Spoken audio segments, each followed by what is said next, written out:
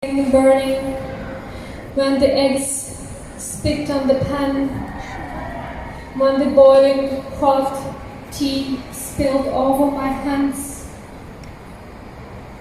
when your mother didn't believe my single word. I cried every third night.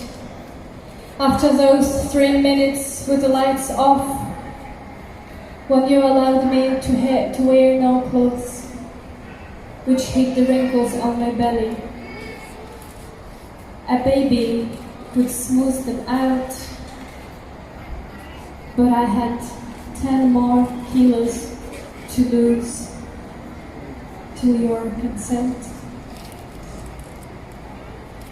My soul wailed like a street trader at the central market of Casablanca that your goods were the best.